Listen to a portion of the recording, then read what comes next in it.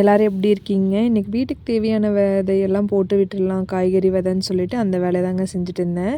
First வந்து இந்த கோழிக்கொண்ட பூவோட விதை கொஞ்சம் இருந்துச்சுங்க, அதையும் ஒரு லைட்டாக மண் பொறிச்சு விட்டுட்டு அந்த இடத்துல வந்து போட்டு விட்டேன். செடி வந்து குட்டா வந்து போட்டு விட்டுட்டு முளைச்சதுக்கப்புறம் தள்ளி தள்ளி வச்சுக்கலாம்னு சொல்லி அதையும் போட்டு விட்டாச்சுங்க. அப்புறம் தக்காளி விதை இது வந்து வாங்கி ரொம்ப நாள் ஆச்சுங்க, முளைக்குதோ இல்லையான்னு தெரில. சரி போட்டு விடலான்னு சொல்லி அதையும் பக்கத்துலேயே வந்து குட்டா போட்டு விட்டாச்சுங்க. தக்காளி முளைச்சதுக்கப்புறம் அதையும் தள்ளி தள்ளி வச்சு விட்றணுங்க, 2 நாற்றா.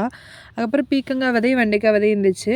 வெங்காயம் நடவு போட்டிருந்த காட்டு பக்கத்துலேயே ஒரு பார் மட்டும் கட்டி அதில் அளவாக வச்சுக்கலாம்னு சொல்லி அதையும் வச்சு விட்டாச்சுங்க. போன தடவை பீக்கங்காய் கொடி போட்டிருந்துச்சுங்க, அதில் ஒரு காய் மட்டும் பொறிக்காமையே முத்தலாகி விதைக்கு விட்டுட்டேங்க. அந்த இதில் ஒரு காய் கிடச்சிருந்துச்சு, அதில் இருக்க விதையும் அதையும் போட்டு விட்டாச்சு.